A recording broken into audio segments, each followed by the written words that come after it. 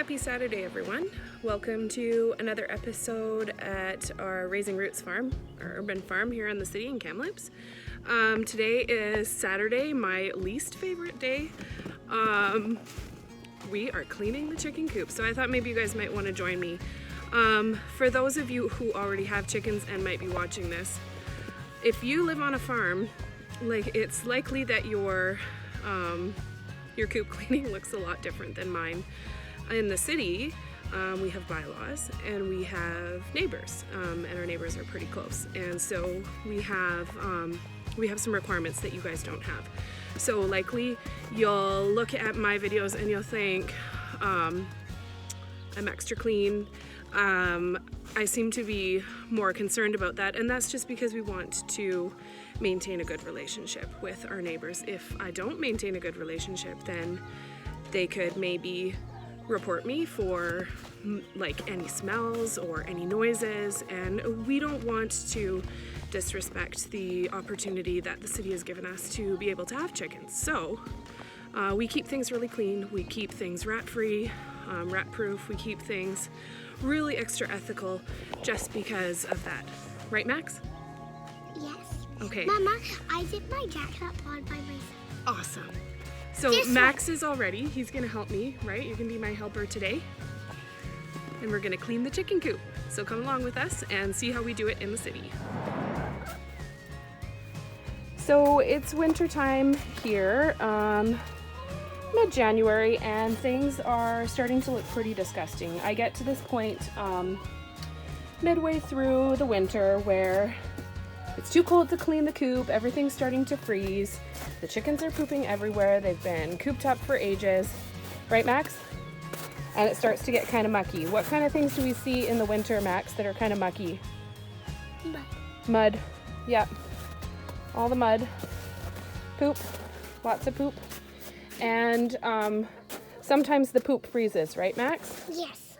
And then when it freezes and then it warms up again, it gets pretty mucky. So we're at that point here. The chicken coop was cleaned a month ago because we were on vacation. So we're at a really disgusting point. And like I said, in the city, it can't really be like this. It's starting to get a little bit of a smell. You can see my roosting boards are looking disgusting. Now in the farm, I would be cleaning off my roosting boards, but I would maybe be doing some kind of a deep litter. You can't really do a deep litter in the city. I need to check it for eggs. You go for it. Do it. I think I already got eggs this morning. YouTube. No, don't hop in there. It's too dirty. So, we're just going to take you along as we clean. There's no eggs. We already got the Max. And somebody's been pooping in one of the nesting boxes, which is abnormal. Yeah, you can see. So that's Snowball. She's kind of been being bullied on, and she's been sleeping in the roosting box. Or in the nesting box. So it's pretty gross. And you can see we've got some water dripping down as the snow starts to melt. My poop to compost bin is looking disgusting. There's a bag of something here. I don't know what that is. It's just a mess. So we're done cleaning the interior of the coop now. It's still not great, as you can see, but it's a lot better. Definitely that roosting board is not so nasty. Filled up 3/4 of my compost transfer bucket. Hey, Max? And don't touch it, Max. It's gross. It's got poop on it. You're gonna have to wash your hands. And then we removed about 1/4 of the bedding that I had in there, the winter bedding. I don't keep this much bedding in the springtime, but in the winter time, especially when it's like -20, -25, my chickens do like to come inside the insulated coop and sit inside, which is why the bedding board was just so full of poop. Normally they're not in here. Yeah, thank you. Normally they're outside wandering around, but not right now, so.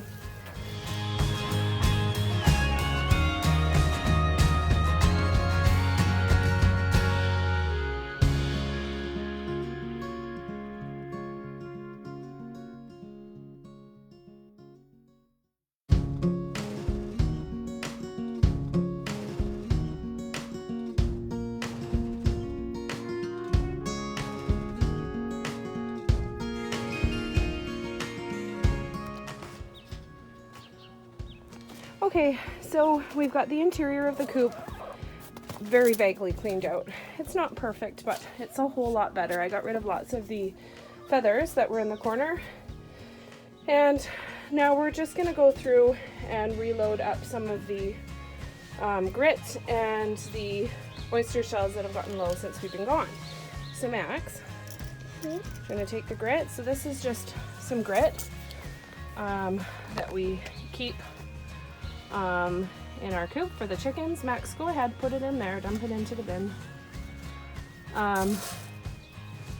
You can just tip it up and dump it, buddy.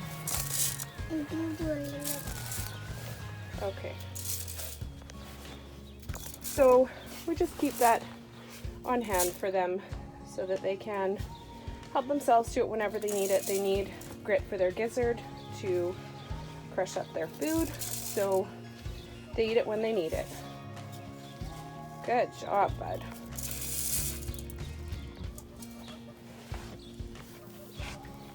Okay, so grit is refilled, oyster shells are refilled. The ladies are checking out their new digs, their new clean digs. Hey, what do you think? Is it better? A little better. Okay, so grit is refilled, oyster shells are refilled. The ladies are checking out their new digs, their new clean digs. Hey, what do you think? Is it better? A little better.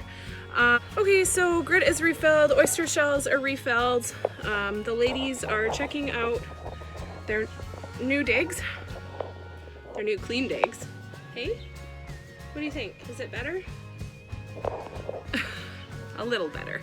Currently we've been freezing quite a bit, so we haven't been using our regular handy dandy automated water feeder right now. And my food feeder, I don't know what happened to it. They broke it. So we're gonna have to assess that in the springtime and maybe build one that's on plan that we've been thinking about for a while. But otherwise we usually just clean the waterer and clean the food and put it back in the coop again. So that's basically it. I'd say it takes me like 20 minutes to do it from start to finish without my little helpers. Today it took about half an hour. But I think it's so important to include them, right? So it's great. Did you have fun, Max? Yeah. Yeah? Awesome.